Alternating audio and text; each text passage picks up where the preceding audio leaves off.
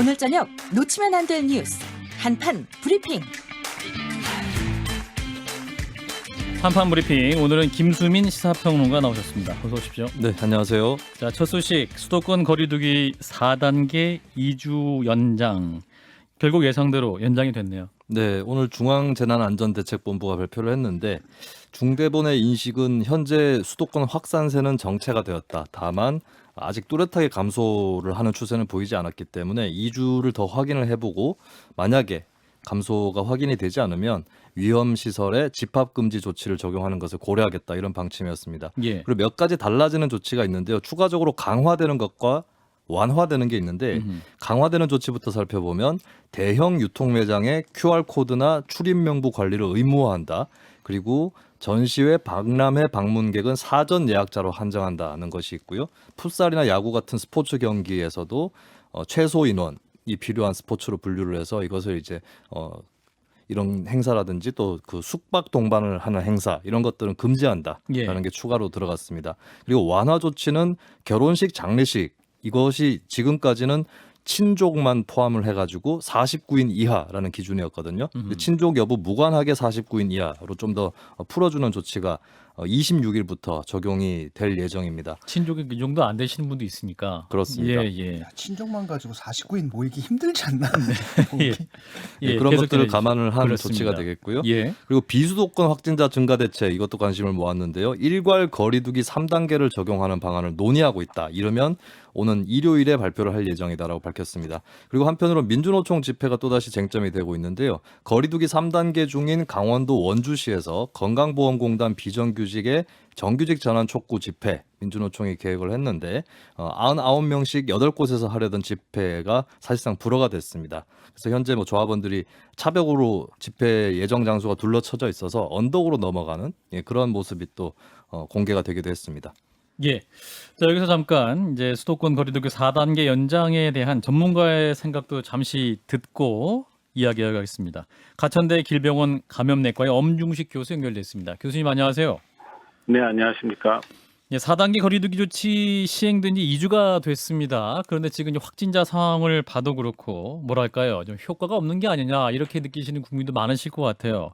이게 효과가 아직 가시적으로 안 나오는 게 맞는 겁니까? 예, 지난 12일부터 시작된 그 거리두기의 목적은 지난 6월 말 7월 초부터 그 확산이 시작돼서 N차 감염이 광범위하게 일어나고 있는데 이것들을 차단하는 데 목표가 있습니다. 그러니까 실제로 줄이는 효과보다는 더 이상 늘어나지 않게 하는 그런 기간이라고 보시면 될 것 같고요. 예. 실제로 2주 동안의 거리두기가 어느 정도 효과를 낼지는 다음 주 화수목에 발생하는 환자 수를 보면은 판단이 가능할 것 같습니다. 아, 그렇군요. 그래서 지금 한 1,500명, 1,700명, 1,800명 내외에서 좀 어느 정도 정체되는 요 상황을 보면 좀 어느 정도 좀 막아지고 있다. 그리고 다음 주 화수 정도 보면 확실할 수 있다, 이런 말씀이신데. 근데 애초에 4단계 조치가 뭐랄까요, 너무 강력한 조치는 아니었다, 이런 말씀도 하시거든요. 2주 더 연장한다고 해서 효과가 더 나타날 수 있느냐, 이런 반론도 있습니다. 예, 지금 말씀하신 것처럼 이제 새로운 거리두기 단계가 조정이 되면서 발표가 되는 과정에서 이제 4단계에 해당하는 것들도 이전의 그 거리두기 단계와 비교를 해보면 이렇게 강력하다고 보이기 좀 어려운 부분이 있습니다. 그렇지만 지금 이제 새롭게 개발된, 그래서 적용이 된 그 거리두기 지침을 다시 고칠 수는 없기 때문에 지금 현재 수도권에서는 가장 높은 4단계를 적용하고 있는 거고요. 예. 이런 과정에서 지금 조금 그 희망적인 것은 지자체별로 그 재생산 지수라는 것을 계속 산출을 해내는데 예. 이번 주 화수목이 지나면서 특히 수도권이 좀 감소하는 경향이 뚜렷합니다. 특히 서울과 경기 같은 경우는 1.0 미만으로 떨어지기 시작을 했기 때문에 차단 효과가 이제 나타나길 가능성이 높다라고 보고 있는 거고요. 그래서 이제 다음 주 환자 수를 보는 게 중요하다고 말씀드린 바가 있고, 이 상태에서 앞으로 2주 동안 그 적용이 되는 것들이 실제 이제 그 확진자 감소로 이어지도록 하는 노력이라고 보시면 될 것 같습니다. 재생산 지수라면 확진자가 다시 발생하는 지수, 이걸 말씀하시는 겁니까? 그렇죠. 한 명의 환자가 예. 여러 명의 환자에게, 얼마나 많은 환자에게 전파를 시키느냐인데, 이게 1.0 미만이 되면은 한 사람 이상 감염시키지 못하기 때문에 아하. 이제 그 전반적으로 이제 감소 추세로 돌아설 가능성이 있는 겁니다. 그런데 이제 전문가들은 아직 유행의 정점이 아니다. 2,000명 넘을 수 있다 이런 말씀도 하시거든요. 네, 이번 4차 유행 초기 상황을 보면은 질병관리청도 예측을 했지만 많게는 2,300명까지 가능할 것이다라고 예측을 했는데 예. 실제 거리두기 단계가 적용이 되는 과정에서 방금 말씀드린 재생산 지수가 감소를 하고 지역사회에서의 확진자는 1,700명대를 찍은 이후에 지금 1,500명대를 유지를 하고 있는 그런 상황이기 때문에 당분간 쉽게 그렇게 2,000명대로 올라갈 가능성은 그렇게 높지 않다고 보고 있습니다. 그렇군요. 지금 이제 새롭게 변수가 델타 변이, 돌파 감염이 또 문제로 떠오르고 있는데 그 백신에 대한 우려가 또 여전합니다. 그러니까 돌파 감염은 백신 맞아도 백신 맞은 지 2주 후에도 다시 이제 확진되는 분이 있어가지고 효과성에도 의문을 말씀하시는 분도 많은데 그럼에도 불구하고 백신밖에는 방법이 없는 거죠? 네, 델타 변이에 대한 기존 백신의 효과가 떨어진다라는 것이 계속 보고가 되고 있지만 여전히 그 60% 이상의 예방 효과를 보이고 있고 네. 또 돌파 감염이 일어나는 경우가 많지 않지만 감염이 일어난다고 하더라도 중증으로 진행하는 상황은 거의 없다고 알려져 있기 때문에 예. 여전히 백신을 유효하고 기존의 백신 일정이 충분히 잘 진행될 필요가 있습니다. 예, 그리고 이제 30% 이상 국민들이 이제 백신 맞으셨기 때문에 1,500명 확진자가 발생했다 해도 작년에 1,500명과 올해 1,500명은 좀 다르게 봐야 되는 거 아닙니까? 아직은 1차 접종자가 30%가 넘은 거고 접종 완료자라는 12에서 13% 정도이기 때문에 예. 좀 갈 길이 멀고요. 아, 그렇군요. 물론 이제 확진자가 나오는 양상이 크더라도 지금은 고위험군에서의 발생이 적기 때문에 아직은 이 병상의 여력이나 이런 것들이 있습니다. 그렇지만 전체적으로 확진자가 계속 누적이 되다 보면 이 중에서도 위중증 환자가 나오기 때문에 좀 짧은 기간 내에 감소를 시킬 필요가 있습니다. 예, 알겠습니다. 교수님 말씀 여기까지 드릴게요. 고맙습니다. 감사합니다. 네, 가천대 길병원 감염내과의 엄중식 교수였습니다. 자, 이 거리두기 강화에도 이제 좀 한계가 왔고 좀 제한이 더 필요하다는 의견도 있는데 전문가 의견까지 좀 들어와 봤습니다. 두 분 어떻게 들으셨는지 먼저 신 작가부터. 네, 전문가의 의견을 들으면 항상 이렇게 마음이 안도가 된다라고 하나요? 이러저러한 여러 가지 정보의 홍수 속에서 그래도 믿고 의지할 때가 있구나 이런 안심감을 갖게 됩니다. 다만 네. 지금 2주가 더 연장이 된다고 한다면은 아주 지금 걱정스러운 게 이로 인해 가지고 직접적인 타격을 받는 자영업자들 대책들 이런 것들을 정부에서 좀 면밀히 살펴주셨으면 합니다. 예, 김 소장님. 예, 이준석 대표가 얼마 전에 관련돼서 얘기를 꺼냈는데 확진자 숫자를 너무 줄이려고만 하는 정책에 대해서 한번 재고해 볼 필요가 있지 않느냐 얘기 꺼냈던 것은 좀 용감한 얘기고 팔릴 수 있는 논의라고 생각합니다. 그리고 지금 약간 주춤하지만 9월 말까지 전 국민 70% 백신을 맞출 수 있다는 게 정부의 계획이고 아직까지 바꾸지 않은 상태라고 하면 결국 이제 9월까지 어떻게 버티느냐 문제가 전 첫 번째로 온다고 보거든요. 예. 그리고 특히나 자영업자들에 대한 문제 우리 진 작가님과 저도 동의하고요. 무조건 퍼부어서라도 이 여름을 자영업자들이 나게 하는 것을 최대한으로 돕고 정치권은 이제 한 발 더 나아가서 지금처럼 확진자 숫자에 딱 매달려 있는 방역을 계속할 건지의 여부에 대해서 국민과 함께 논의하고 합의해가는 절차가 필요할 것 같습니다. 예. 자, 오늘 국회 6시에 들어온 소식은 소상공인 희망복지금 2천만 원까지 손실보상 포함해서 1.6조 원까지 확대할 계획을 갖고 있다라고 국회 뉴스가 와 있는데 하여튼 국민들에게 좀 담비 같은 소식이 되면 좋겠고요. 근데 이런 가운데 민주노총 집회 이제 논란이 좀 나오고 있습니다. 어떻게 봐야 될까요? 이게 방역을 위해서 집회의 자유를 제한할 수밖에 없는 상황인가 아니면 방역을 이유로 과도하게 기본권을 침해하고 있다 이렇게 봐야 되는가 이게 두 가지 논란이 있는데 진 작가부터. 지금 민주노총에서 이런 상황 속에서 집회를 강행하는 데 대해서 저는 찬성을 하지는 않습니다. 하지만 우리 사회에서 이 방역이라는 것을 내세워가지고 헌법에 보장된 국민의 기본권을 이렇게 함부로 제한하고 여기에 대해서 아무 문제의식도 못 느끼는 것은 좀 문제가 있다고 보거든요. 그러니까 되도록 집회를 할 수 있게끔 하지만 안전하게 할 수 있게끔 해줘야지 무조건 원천 봉쇄하거나 이런 것들은 좀 저는 잘못된 방식이라고 생각하고 또 이분들을 비난하기 이전에 일단 우리가 주목해야 될 건 뭐냐면 이분들이 그런 비난을 무릅쓰고도 거기 모이려고 하는 그 요구가 뭔지 그 요구가 평소에 전달이 됐다면 이런 무리한 방식까지는 쓰지 않았을 것 같거든요. 그래서 이걸 단지 그 비난만 하고 이렇게 그런 식으로 처리해버리는 것이 아니라 일단 이들의 요구에 귀를 기울여주고 굳이 이런 방식으로 표출하지 않아도 될 수 있는 그런 상황을 만들어 나가는 게 옳은 방향이라고 생각합니다. 네, 김 소장님. 건강보험공단에 있는 비정규직 직원들, 특히나 이제 전화하고 이러시는 분들을 정규직으로 전환하려니까 정규직 노조에서도 반대를 하고 이제 구석에 몰려 있고 김영기 원장은 이 문제에 대해서 해결을 잘 못하고 이제 이런 문제들이 다 겹쳐 있는 거거든요. 지금 그 말씀하신 대로 이 비정규직을 정규직으로 전환하고 함께 상생의 사회를 만들어가는 건 해야 되는 일이죠. 그 문제에 대해서는 저는 이 비정규직 노조와 적극적으로 연대하고 함께 해야 된다고 생각하는데 이러저러한 걸 떠나서 국민의 건강권 이상 중요한 것이 있겠냐. 그래서 9월까지는 제발 좀 안 했으면 좋겠다라는 생각이고 진 작가님의 문제의식 이해는 하는데 일단 9월이면 1차 마무리가 되니까요. 그러고 나서 우리 사회가 이 집회와 이 방역 문제를 어떻게 조정할 것인지에 대해서는 좀 심도 있는 토의를 했으면 좋겠지만 지금은 토론이 우선되기보다는 실행이 우선돼야 되기 때문에 안 하는 게 좋겠습니다. 안 하는 게 좋겠다. 자, 김승인 평론가. 네. 지금 어떤 상황이죠? 구체적으로 좀 말씀해 주시면.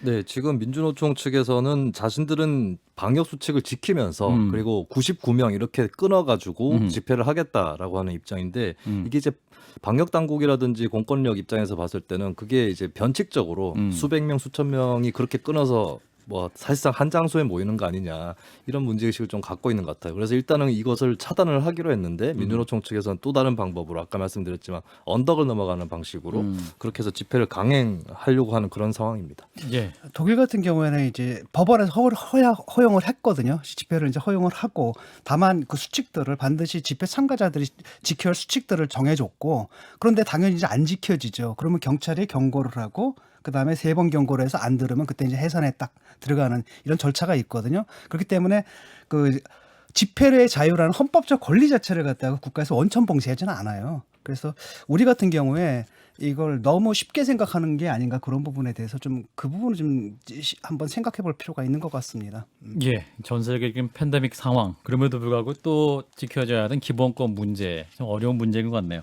자, 다음 뉴스입니다. 정치권 얘기인데 이준석과 윤석열의 밀당, 이준석 대표와 일부 국민의힘 의원들이 윤 전 총장을 두고 충돌을 했다면서요. 네, 최근에 이준석 대표가 윤석열 전 총장 지지율 위험하다 이런 진단을 했었는데 여기에 대해서 윤 전 총장과 가깝다고 지목된 의원들, 특히 윤 전 총장 출마 선언 때 좌우로 옆에 서 있었던 팔짱을 의원들이 네, SNS로 비판을 하고 나섰습니다. 예. 정진석 의원이 대표적인데요.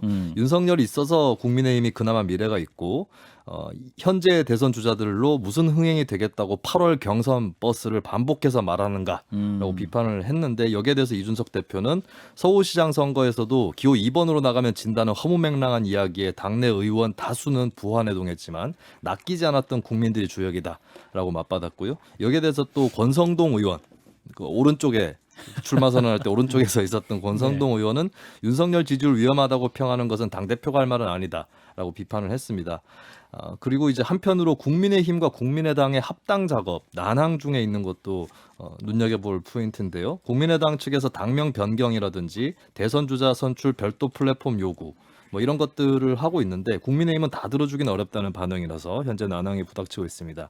그러면서 또 한편으로 주목을 받고 있는 사람이 김동연 전 경제부총리인데 예. 오늘 보도로는 시대전환 그러니까 민주당하고 지난 총선 때 위성정당을 같이 했었던 조정은 의원. 그렇습니다. 대표. 일석짜리 신대전환과 연대한다 이런 설이 나오기도 했는데 여기에 대해서 김동연 전 부총리 측근이 선을 긋고 새로운 정치 세력 얘기했지 특정 정당을 가리키는 건 아니다라고 해명했습니다.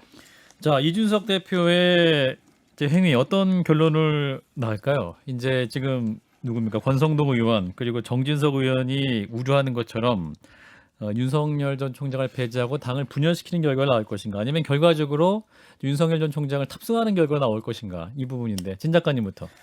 그 이준석 대표가 일단 밖에 있는 주자들을 당 안으로 끌어들여가지고 당내에서 경선을 치르려고 하는 것은 아주 지극히 온당한 판단이라고 봅니다. 당 대표라면 당연히 그렇게 되는 건데 모종의 역설이 있어요. 아직 뭐 들어가겠다는 얘기를 하지 않은 사람을 자꾸 걸어가지고 들어오라고 압박하는 차원에서 비판을 하고 공격할 필요가 없거든요, 사실은. 내 길을 간다라고 한다면 그냥 그 사람 딴 사람이니까 내버려두고 자기 길을 가면 되는데 또 공격까지, 또 비판까지 하고 있단 말이죠. 그 부분에 대해서 이제 그 당내 그 중진들이 발끈한 부분이 있습니다. 그래서 제가 볼 때는 아무리 그렇다 하더라도 일단 신임 대표를 뽑아놨으면 뭐 허니문 기간이잖아요.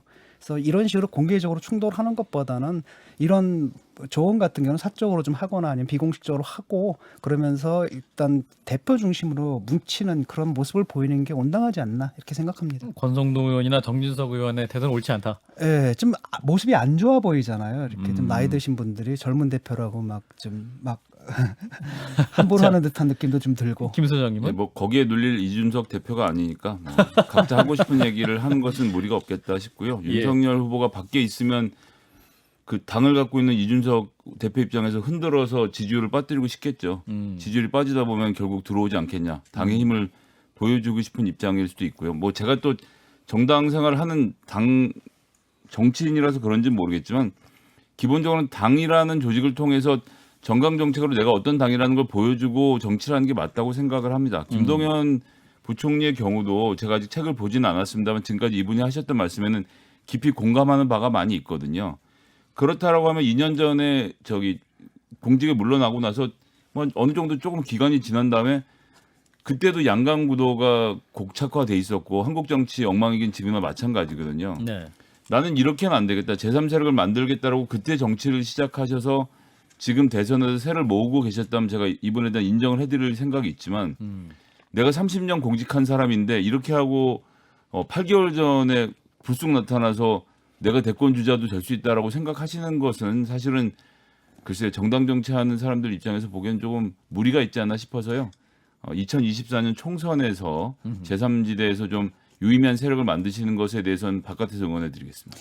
이준석 대표의 고민이 좀 큰 건 뭐냐면은 네. 그러니까 이게 맞는데 그 방식이 맞는데 현실적으로는 그쪽 당 후보들 지지율이 워낙 안 나와요.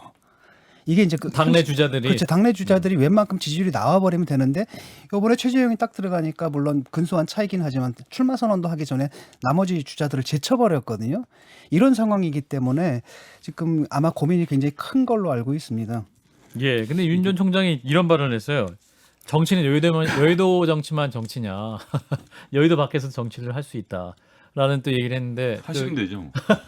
지금 아마도 이제 제3지대 왜냐하면 거기에 대한 판단은 지금 내려진 거거든요. 우리나라의 대선 때 보면 항상 제3후보예요. 그러니까 양당 체제에 뭔가 문제가 있다는 얘기거든요. 그러니까 지금 거의 20년째 매번 선거 때마다 제3후보 나왔다 명머라는 것은 국민들이 양당 체제에 뭔가 만족하지 못하고 있다라는 거거든요. 그런 기대감이 좀 있기 때문에 제3지대를 얘기를 하는데 궁극적으로 사실 제3지대가 독립적으로 살아남을 수는 없기 때문에 어느 식으로든 정당 세력과 힘을 합치는데 그 일정과 그 방식이 아직 확정이 되지 않은 상태라고 할 수가 있죠. 저는 이제 그 제3지대 말씀에 뭐 일부 동의하면서도 제가 보기에는 소위 말하는 엘리트들이나 명망가들이 공짜로 먹으려고 드니까 선거 임박해서 너무 급하게 아젠다를 중심으로 뭉치려고 하니까 한 번도 제대로 된 적이 없다라는 평가를 좀 하고 싶습니다. 네. 원래 근데 양당이 공짜로 먹는 건 양당들이 좀 공짜로 먹는 거 같고요. 동네에서 얼마나 고생하는데요. 삼지들 계속 어마하고 계십니다. 자, 네. 김수현 평론가. 지금 국민의힘이 처해져 있는 독특한 상황과 구조가 있는데 비유를 하자면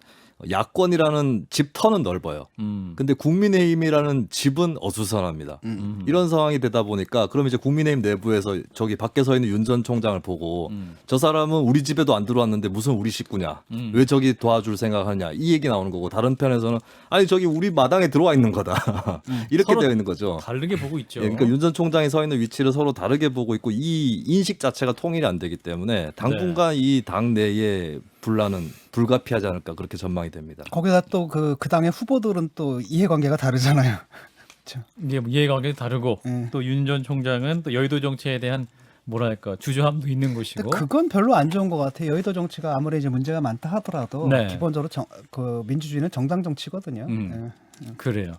자, 아무튼 말씀하신 대로 이러한 갈등은 당분간은 계속될 것 같다라고 정리를 하면 될 것 같습니다.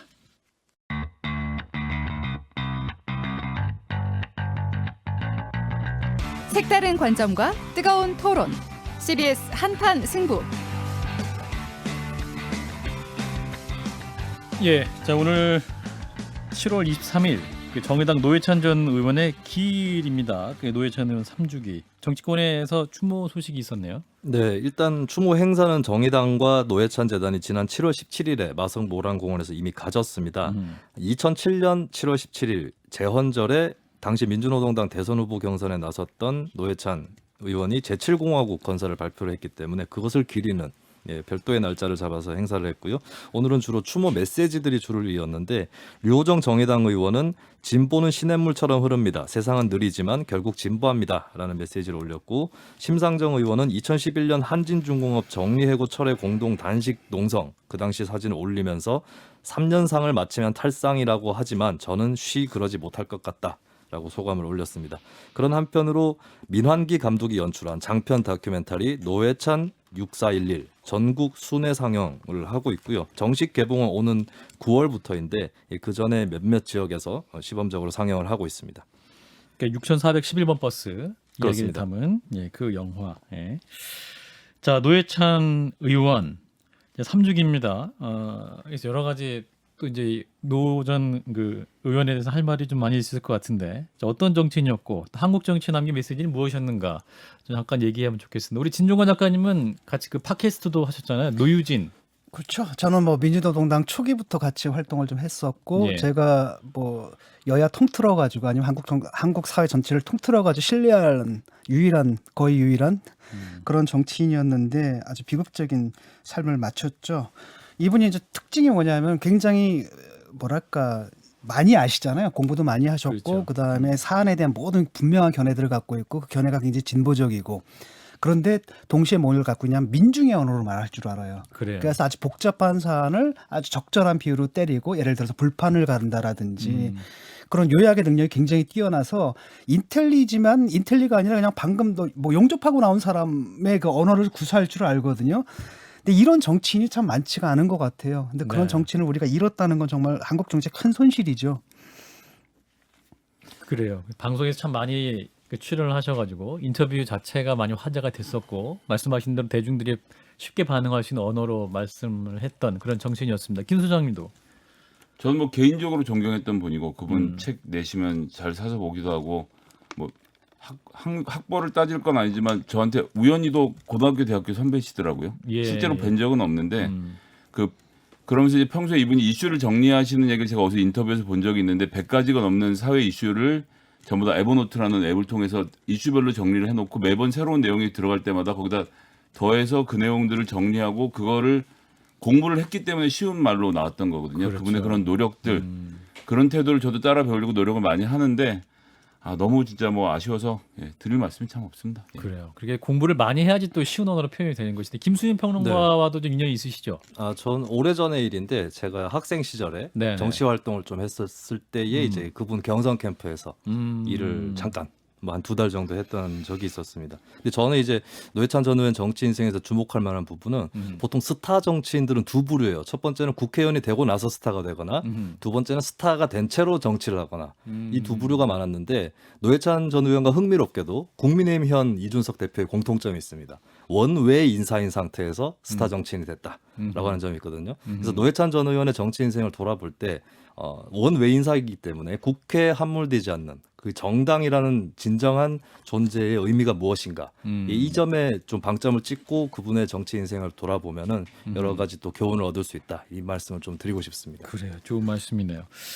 자, 이제 노회찬 전 의원의 그 추모 흐름을 타고 그 정의당 지지율이 이제 가파르게 상승하게 됐다 이런 뉴스도 있는데 그럼에도 불구하고 이제 정의당이 과거에 비해서는 우리 사회에 던지는 메시지도 좀 약하고 의제 설정 기능도 좀 약하지 않냐 이런 지적이 있거든요. 그 역설입니다. 그러니까 그 정의당의 성격이 좀 변했거든요. 왜냐하면 네. 정의당의 그 기본 구성이 옛날에 학생운동 출신과 특히 이제 노동운동 출신들이었잖아요. 그런 네네. 구성이고 이른바 정통 좌파들이었죠. 그런데 진원미라 그래서 지켜주지 못해서 미안하다라고 한 대거 당원들이 입당을 했는데 이 당원들은 어쩌면 샤이 민주당이에요. 그러니까 실제로는 민주당을 지지해도 하나도 이상하지 않은데 내가 민주당을 지지한다고 말하기에는 조금 모양 빠진다라고 느끼는 이런 분들이란 말이죠. 그래서 당의 정체성이 많이 바뀌었고 그게 결정적으로 나타났던 게 조국 사태 때예요. 그러니까 전통적인 뭐 진보 정당의 입장에서는 이거 있을 수 없는 일이고 항상 데스노트라는 걸 지켜왔는데 데스노트가 깨진 게 바로 이 당원들이었거든요. 그래서 진보 정당의 진보적인 정체성 자체가 좀 흔들렸던 측면이고 지금은 이분들이 이제 많이 또 빠져나갔다라고 하더라고요. 그럼에도 불구하고 아직까지도 이게 섞여 있는 겁니다. 아직도 당원의 상당 부분이 지금 당장 그러니까 정치적 행위를 하는데 민주당하고 똑같거든요. 이런 사람들이 있기 때문에 그 진보 정당으로서의 정체성이 굉장히 약화된 것 이게 이제 문제인 거고 그러다 보니까 존재감이 없어지는 거죠. 김 소장님. 저는 정체성 정치에 대한 문제 제기를 좀 하지 않을 수 없는데요. 미국에서 제가 살 때도 쭉 보면 미국 민주당과 공화당이 계급, 자본, 분배의 이슈로 싸우지 않으려고 하다 보니까 정체성, 그 젠더 이슈, 이퀄리티 이슈 이런 걸로 싸우면서 그러니까 부자들끼리 부자 진보와 부자 보수가 부딪히는 걸 봤는데 정의당 지난번 공천 과정을 쭉 보면 이런 정체성 정치를 중심으로 후보들을 공천을 했고 제가 뭐 남의 당 공천에 대해서 길게 얘기할 건 아니지만 가장 열받았던 것은 이 토론회에는 결국 50대 남자들을 앞에다 세워서 하더라고요. 그런 점을 보면서 저 당의 정체성 어디에 있나 싶은 좀 그런 생각을 했었는데 그것 때문에 아마 지금 좀 어려움을 겪지 않나 싶습니다. 네, 지금 얘기 나왔던 계급이냐 정체성이냐 독자 노선이냐 연합 노선이냐 이거는 노회찬 전 의원 또 시시각각 선택이 바뀌었던 그런 어려운 문제였다라고 네. 하는 것을 덧붙여서 말씀을 드리겠습니다. 예, 고 노회찬 의원 3주기를 계기로 어떤 분이셨는지 다시 한번 생각해봤고요. 진보 정치에 나아갈 방향까지 짚어봤습니다. 김수민 평론가였습니다. 고맙습니다. 감사합니다.